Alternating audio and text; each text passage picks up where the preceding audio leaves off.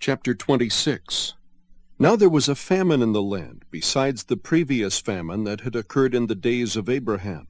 So Isaac went to Gerar, to Abimelech, king of the Philistines. The Lord appeared to him and said, Do not go down to Egypt. Stay in the land of which I shall tell you. Sojourn in this land, and I will be with you and bless you. For to you and to your descendants I will give all these lands, and I will establish the oath which I swore to your father Abraham.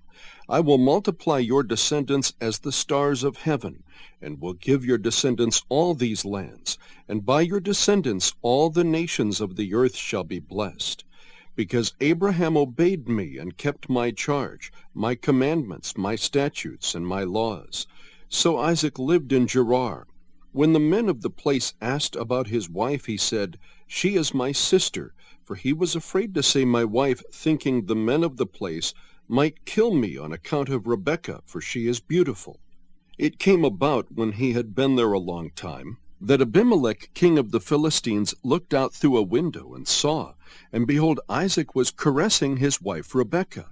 Then Abimelech called Isaac and said, Behold, certainly she is your wife. How then did you say she is my sister? And Isaac said to him, Because I said I might die on account of her.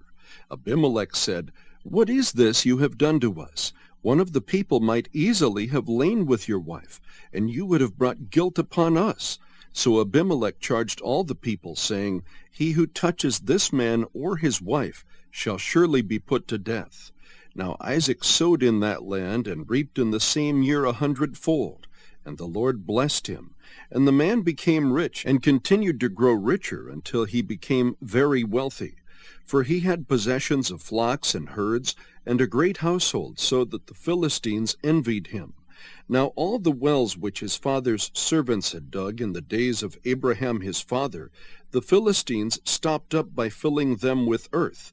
Then Abimelech said to Isaac, Go away from us, for you are too powerful for us. And Isaac departed from there, and camped in the valley of Gerar, and settled there. Then Isaac dug again the wells of water which had been dug in the days of his father Abraham. For the Philistines had stopped them up after the death of Abraham. And he gave them the same names which his father had given them.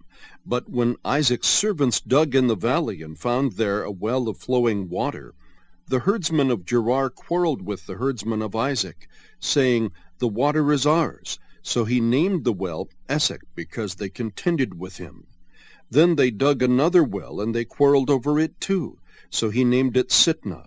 He moved away from there, and dug another well, and they did not quarrel over it. So he named it Rehoboth. For he said, At last the Lord has made room for us, and we will be fruitful in the land.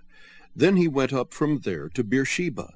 The Lord appeared to him the same night, and said, I am the God of your father Abraham. Do not fear, for I am with you.